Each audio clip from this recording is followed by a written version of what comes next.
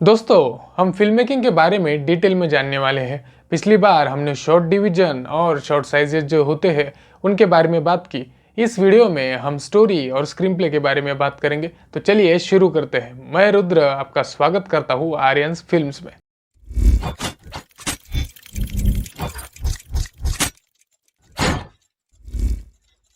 दोस्तों, कोई भी कहानी या स्टोरी लिखने के लिए हमें सबसे ज़रूरी जो चीज़ें होती है उनमें से एक है कंसेप्ट या कोई आइडिया, जिसके ऊपर हम ये चाहते हैं कि इसके ऊपर हम स्टोरी डेवलप कर सकें।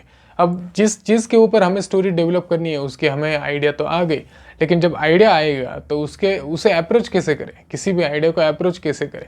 अगर हम ऐसा मान ले कि कोई स्टॉल चलाने वाला लड़का है और उसकी हमें कहानी लिखनी है, तो अब हमारे पास क्या है कि एक लड़का है और वो स्टॉल चलाता है और उसकी जो भी ज़िंदगी है उसके बारे में हमारे पास थोड़े से थॉट है कि हमें क्यों बनानी है ये कहानी। तो ये क्यों बहुत ज़रूरी होता है कि क्यों लिखनी है, क्या दिखाना है, क्या दिखाना है। ये अगर आपका मोटो क्लियर हुआ उस कंसेप्ट के वक्त ही कि मुझे इस कहानी से, इस कंसेप्ट में से ये दिखाना है, इस लड़के की दर्द भरी कहानी दिखानी है, दुख भरी कहानी दिखानी है, या उस लड़के की इतना सब कुछ होकर भी वो अपनी ज़िंदगी की तरफ अप्रोच किस तरह से कर रहा है, कितना पॉजिटिव है, वो कहानी दिखानी।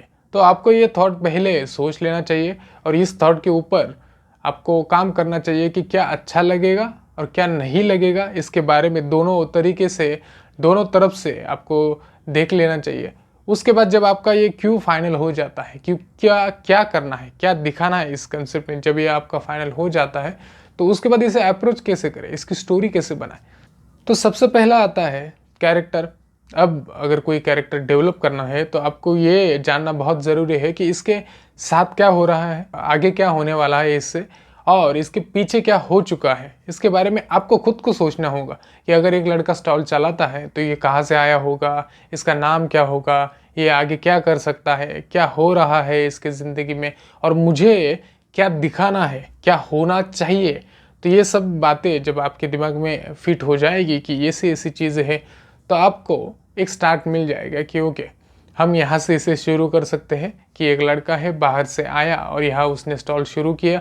अब उसके बाद उसके ज़िंदगी में क्या क्या इवेंट होने वाले हैं उसके ऊपर हम आएंगे कि उसे कौन मिला, उसका किसके साथ झगड़ा हुआ, कब उसे मतलब खाने को नहीं था, कब पैसे नहीं थे, कैसे उसने कमाए, या जो भी चीज़ हम दिखाना चाहते हैं उस स्टोरी में से वो सारे इवेंट हम पॉइंट आउट कर लेंगे कि ये सारी चीज़ें दिखानी है। हमारे पास एक आइडिया थी, उस आइडिया के ऊपर हमने उसमें कौन से कैरेक्टर आ सकते हैं उसके बारे में जाना, क्या इवेंट हो सकते हैं। मतलब जो पहला अप्रोच है वो हमने कैरेक्टर की तरफ किया कि कौन से कैरेक्टर आ सकते हैं। कम से कम हमें एक दो कैरेक्टर तो मिल जाते हैं पहली ही सोच में कि ये मेन लीड ऐसा ऐसा होगा। लीड यानी कि मेन जो प्रोटोगोनिस्ट है स्टोरी का, वो हमें मिल जाता है कि इसके साथ क्या हुआ होगा। इवेंट मिल जाते हैं बहुत सारे कि ओके, कि इस तरीके से इवेंट हो गए तो ये डेवलप होगा।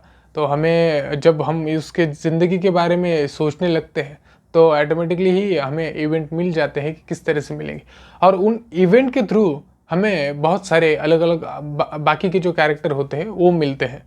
तो वो कैरेक्टर जब आ जाते हैं तो वो कैरेक्टर भी लिख लीजिएगा, क्योंकि उनमें से सारे कैरेक्टर रहेंगे ऐसा नहीं होता है। कुछ ही कैरेक्टर होते हैं जो आप उसे स्टार्ट से लेकर एंड तक रिलेट कर सकते हो, तो वही कैरेक्टर मतलब रहते हैं स्टोरी में, और बाकी के जो कैरेक्टर है उनके कुछ कैरेक्टरिस्टिक इस कैरेक्टर में हम ला सकते हैं। तो इस तरह से अप्रोच करते हैं स्टोरी को। तो इसके बाद सबसे ज़रूरी क्या होता है कि जब कोई कैरेक्टर लिखा जाता है या इवेंट लिखा जाता है तो वो ऑथेंटिक लगे। तो ऑथेंटिक लगने के लिए आपको सबसे ज़रूरी यही होता है कि आपको मोटो क्लियर होना चाहिए। स्टोरी का जो मोटो है वो क्लियर होना चाहिए कि आप ये क्यों बना रहे हो या क्या दिखा रहे हो, क्या दिखाना है, ये सबसे ज़रूरी होता है। अगर वो आपका फिक्स है तो आपको कैरेक्टर भी अच्छी तरह से मिल जाएंगे, आपके उस कैरेक्टर के आसपास जो इवेंट होने वाले हैं वो भी अच्छे होंगे। लेकिन अगर हर सीन को आप अलग अलग तरीके से देख रहे हैं, एक स्टोरी की तरह से नहीं देख रहे हैं, मतलब ये सीन है तो इसमें हीरो की तरह बात करेगा, ऐसा जाएगा वैसा जाएगा, अगले सीन में ऐसा करेगा वैसा करेगा। अगर आप डिफरेंट देख रहे हो, दोनों सीन अलग अलग तरीके से देख रहे हो, तो फिर क्या होता है कि सीन बहुत अच्छे होते हैं, उसमें प्रॉब्लम नहीं होता। सीन बहुत ही अच्छे होते हैं लेकिन वो स्टोरी में कनेक्ट नहीं करते। वो ऐसा होता है कि ओके, हंसाने के लिए कॉमेडी डाल दिया, या कुछ रुलाने के लिए कुछ सीरियस सीन डाल दिया, लेकिन स्टोरी और उसका कोई ज़्यादा लेना देना होता नहीं। तो ऐसा बहुत बार होता है जब हम अप्रोच ही गलत करते हैं, जब किसी आइडिया की तरफ हम अप्रोच ही गलत करते, कैरेक्टर की तरफ अप्रोच गलत करते। तो इसीलिए हमारा जब हम कोई भी कंसेप्ट या आइडिया डेवलप कर रहे हैं तो सबसे ज़रूरी क्यों, और इसके साथ ये क्या होगा, क्यों होगा, इसके बारे में हमने बहुत बार सोचना है, ब्रेनस्टॉर्मिंग करनी है। अपने दोस्तों से अलग अलग, अगर कोई प्रोफेशन में है तो उनसे बात कीजिए, और ज़िंदगी में बहुत सारे लोग आपके आसपास होंगे तो उनकी ज़िंदगी छान के देखिए कि क्या हुआ, जैसा आपका कैरेक्टर या स्टोरी है तो उसके रिलेटेड आपको क्या मिलता है। तो वो सारी चीज़ें, स्टोरीज पढ़िए तो आपको एक आइडिया आ जाएगा कि ये सारी जो चीज़ें हैं ये किस तरह से होती है। तो आप उसे अच्छी तरह से रियलिस्टिकली, और जो लोग रिलेट कर पाए या लार्जर दैन लाइफ हो तो लोग ऐसा सोच पाए कि अरे यार ऐसा तो हम कभी सोच ही नहीं सकते थे, या ऐसा हमने कभी सोचा ही नहीं। तो ये सब जानने के लिए आपको पहले आपको ज़्यादा मालूम होना चाहिए डिटेल में। तो ऐसे ही एक एक स्टेप बाय स्टेप आप पहले कैरेक्टर को अप्रोच करेंगे कि कैरेक्टर किस तरह से आएंगे, उसके बाद इवेंट को अप्रोच करेंगे कि कितने अलग अलग इवेंट हो सकते हैं, क्या क्या इवेंट इसके लाइफ में होंगे, और उस इवेंट के थ्रू आपको अलग कौन से कैरेक्टर मिल सकते हैं, उनमें से कौन से कैरेक्टर आपको रखने हैं, कौन से कैरेक्टर को रिलेट कराना है नॉर्मल लाइफ से, नॉर्मल पीपल से, तो वो क्या आएंगे। उसके बाद जो ब्रेनस्टॉर्मिंग में सबसे ज़्यादा क्या आएगा कि जो हर एक इवेंट आपने लिखा है या हर एक कैरेक्टर लिखा है तो वो कितना ऑथेंटिक है, तो उसके क्रॉस चेक करते रहिए। क्यों, आपका जो मोटो है क्यों और ये क्या कर रहा है, वो सबसे ज़रूरी होता है कि वो एक ही होना चाहिए, हर सीन के लिए अलग अलग नहीं होना चाहिए, पूरे स्टोरी के लिए एक होना चाहिए, और जिसके ऊपर आप निर्भर हो कि ओके ये मुझे दिखाना है और अब इसके रिलेट में कुछ लिखूंगा। तो ऐसा होना चाहिए, वो चेंज नहीं होना चाहिए कि नहीं यार अभी वो मसीहा है, पूरे लोगों के लिए कुछ करेगा, उसके बाद नहीं नहीं नहीं, ये एक्शन हीरो है, नहीं नहीं ये ऐसा है। तो अगर आपका ये चेंज होता रहा तो अलग अलग सीन में, तो प्रॉब्लम ये होगा कि स्टोरी पूरी, सीन अच्छे लग सकते हैं लेकिन एक स्टोरी के दौर पर, एक स्टोरी के तौर पर ये सारा उतना अच्छा नहीं लगेगा, ख़राब लगेगा। और सबसे ज़रूरी एक बात होती है कि जब हम कोई भी कहानी लिखने के लिए लेते हैं, कहानी लिखने के लिए, तो क्या हो जाता है कि हम कुछ सीन लिखते हैं उसके बाद स्टक हो जाते हैं कि यार इसके आगे क्या होगा, या कौन सा ऐसा जो इवेंट है ये इसके आगे हो सकता है, या ये कैरेक्टर क्या ये करेगा। तो जब ऐसा स्टक हो जाए आपकी, आपको कुछ ऐसा नहीं लग रहा कि कुछ अच्छा निकल के आ रहा है, फिर भी मेरा जो खुद का एक्सपीरियंस है वो मैं कह रहा हूँ कि फिर भी आपको जैसा भी एक साधारण सा भी कुछ आपको अगर दिमाग में आ रहा है कि इधर इतना ये छोटा सा कुछ आ रहा है और वो आपका अच्छा नहीं लग रहा है कि ये सीन यार इतना अच्छा नहीं है, फिर भी लिख लीजिए, फिर भी लिख लीजिए और स्टोरी कंप्लीट कर लीजिए। क्योंकि अगर आप स्टोरी पहले जो एक स्टार्ट टू एंड जो स्टोरी होती है अगर वो आपने कंप्लीट नहीं की और उसी में आप रुक गए कि अरे यार ये इसके आगे नहीं जा रहा, उसके आगे नहीं जा रहा, आप सोच लीजिए, बहुत बार सोच लीजिए, अलग अलग तरीके से सोच लीजिए, लेकिन रुकिए मत। अगर आप रुक गए, स्टक हो गए, तो प्रॉब्लम क्या होती है कि उसके बाद आप जब फिर शुरू करते हो, फिर कहानी आगे बढ़ने के लिए, आगे लिखने के लिए शुरू करते हो, तब आपकी दिमागी हालत एकदम अलग होती है। जब आपने शुरुआती वक्त में जब स्टोरी या कोई भी कहानी लिखने के लिए ली होती है तो उस वक्त की और बाद की जो दिमागी हमारी कंडीशन जो होती है, हमारा ब्रेन अलग अलग तरीके से काम करता है, दिन में बहुत सारे इवेंट होते हैं, तो पूरी तरह से अलग हो जाता है। और उसके बाद अच्छा ही होगा या अच्छा ही निकल कर आएगा ऐसा होता नहीं है। और कई लोग बहुत बार स्टक हो जाते हैं, बहुत दिनों तक स्टक रहते हैं। तो मेरा यही मानना है कि पहले जब जो इवेंट है और जो भी कुछ भी आपको चीज़ें या कैरेक्टर उसमें आपको दिमाग में है वो सारी लिख लीजिए, स्टार्ट टू एंड एक स्टोरी लिख लीजिए।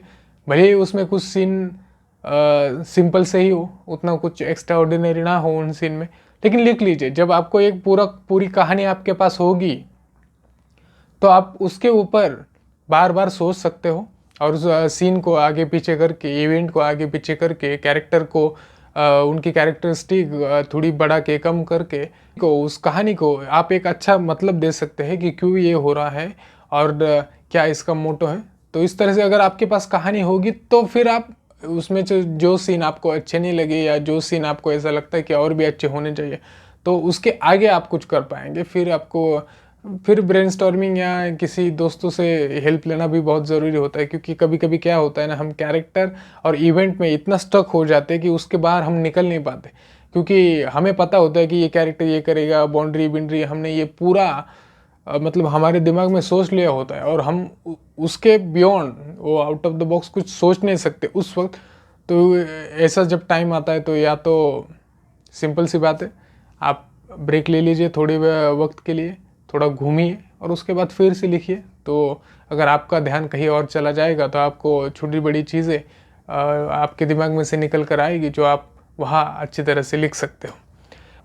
अब स्टोरी हो गई। स्टोरी के बाद सबसे ज़रूरी क्या होता है कि स्क्रीन प्ले। अब स्क्रीन प्ले के फॉर्मेट के बारे में हम सबसे पहले जानेंगे कि स्क्रीन प्ले का फॉर्मेट कैसे होता है। सबसे पहले ऊपर जो लिखा जाता है उसे हेडिंग कहते हैं, सीन हेडिंग कहते हैं। अगर ऐसा जान लीजिए कि ये सीन है, मैं आपसे बात कर रहा हूँ, यही सीन है, तो इस सीन को हम कैसे लिखेंगे? सबसे पहले लिखेंगे हेडिंग। हेडिंग में क्या आता है कि ये इंटीरियर सीन है, एक्सटीरियर है, आउटडोर है, इंडोर है, ये सारी चीज़ें लिखी जाती है। तो ये क्या आएगा?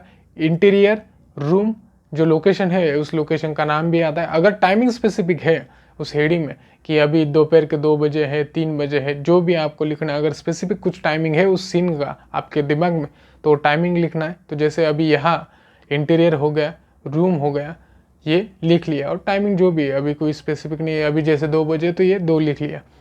अब ये हो गया सीन का हेडिंग।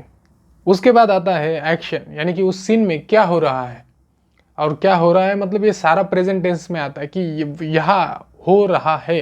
तो आप उस एक्शन में क्या लिखेंगे कि जो कुछ भी कैरेक्टर है वो क्या क्या कर रहा है। जैसे अभी ये सीन हमने लिया तो यहाँ क्या होगा कि रुद्र कुर्सी पर बैठा है, सामने कैमरा लगा है, वो उसमें इसी तरह से बात कर रहा है और वो फिल्म मेकिंग के बारे में जानकारी दे रहा है। तो ऐसी जो डिस्क्रिप्शन है वो डिस्क्रिप्शन वहाँ लिख ली।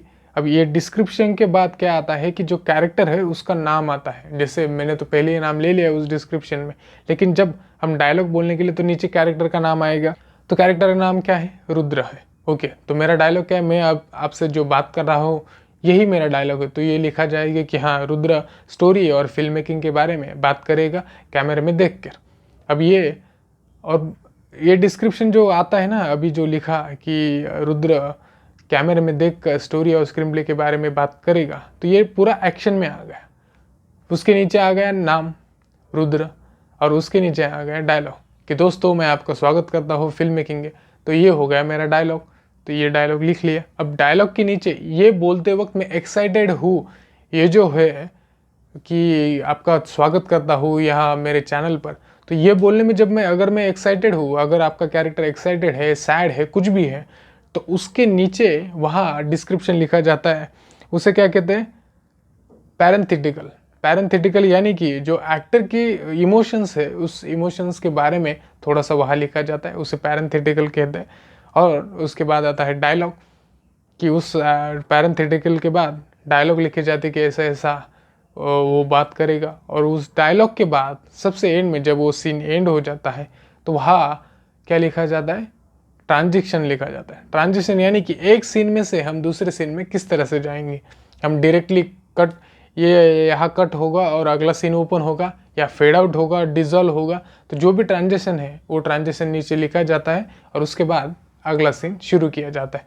तो इस तरीके से सीन में ऐसे स्क्रीन प्ले में ऐसे छोटे छोटे एक्शंस होते हैं, और उन एक्शंस के थ्रू हमें स्क्रीन प्ले लिखना होता है। यही फॉर्मेट होता है, और इस फॉर्मेट में आपको जो स्टोरी है, जो आपने छोटे छोटे इवेंट लिखे हैं, सीन लिखे, वो सीन इसमें फिट करने होते हैं कि उनका टाइमिंग क्या है, उसके बाद उस सीन में क्या एक्शन होने वाली है, कैरेक्टर का नाम क्या है। जब कोई कैरेक्टर पहली बार आता है तो उसका एज या छोटा सा डिस्क्रिप्शन लिख लिया करो ब्रैकेट में, तो समझने के लिए आसान हो जाता है। उसके बाद कैरेक्टर का नाम आता है, उसके बाद वो जो डायलॉग बोलता है वो डायलॉग आते हैं, उसके बाद उसके वहाँ के इमोशन यानी कि पैरेंथेटिकल जो हम कहते हैं वो आते हैं। जब सीन ख़त्म हो जाता है तो सीन के बाद ट्रांजिशन लिखा जाता है कि फेड आउट है या कट टू है। तो जो भी ट्रांजिशन आपके दिमाग में है कि इसके बाद अगला सीन ऐसा ओपन होगा, तो वो लिख लीजिए। और इस तरह से स्क्रीन प्ले का ये पूरा फॉर्मेट कंप्लीट हो जाता है। अब स्क्रीन प्ले में क्या होता है कि जब हम स्क्रीन प्ले लिखते हैं तो कभी कभी हम स्टक कहाँ होते हैं कि अरे यार इस सीन में क्या लिखे। तो यही सबसे ज़रूरी है कि कोई भी सीन या कोई भी छोटा सा जो इवेंट आपने अभी सोच लिया है उसके बारे में जितना ज़्यादा डिटेल हम वहाँ लिख सके, सोच सके, वो लिखिए, क्योंकि वो बहुत ज़रूरी होता है जब आप नए नए कुछ स्टोरी लिखते हो या स्क्रीन प्ले लिखते हो, कि जितना ज़्यादा डिटेल में आएगा उतना अच्छा होगा सबको समझने के लिए, टीम को समझने के लिए, डायरेक्टर को समझने के लिए, और आपको भी वो सारी चीज़ें उस तरीके से दिखाने के लिए कि जैसे आप सोच रहे हैं, आपके दिमाग में जैसा चल रहा है वैसे ही सभी सोचे। तो इसके लिए ज़्यादा डिटेल में लिखना बहुत ज़रूरी होता है, क्योंकि ये स्क्रीन पर दिखता है, इसका जो स्क्रीन प्ले होता है उसी तरीके से फिल्म शूट होती है और वही स्क्रीन पर दिखता है, इसलिए उसे स्क्रीन प्ले कहते हैं। तो ये बहुत ज़रूरी होता है कि इसके ऊपर डिटेल में काम किया जाए, वो जो सारी जो एक्शंस और जो नाम है या जो पैरेंथेटिकल है वो अच्छे से लिखे जाए, तो एक्टर को भी इसका फ़ायदा होता है इमोशंस देने के लिए, एक्टिंग करने के लिए, कि उन्हें ज़्यादा बताना नहीं होता और वो भी उनके इनपुट इसमें डालकर उसे बहुत अच्छा कर सकते हैं। तो आज के वीडियो में हमने बात की स्टोरी के बारे में, स्क्रीन प्ले के बारे में, स्क्रीन प्ले के फॉर्मेट के बारे में। तो आगे भी हम फिल्म मेकिंग के बारे में डिटेल में बात करेंगे, अलग अलग टॉपिक पर हम डिटेल में बात करेंगे, लेकिन अगले वीडियो में। तब तक के लिए मैं रुद्र आपकी रज़ा लेता हूँ। फिल्म मेकिंग सीखने के लिए, फिल्म के बारे में जानकारी रखने के लिए चैनल को लाइक कीजिए, शेयर कीजिए और सब्सक्राइब कीजिए।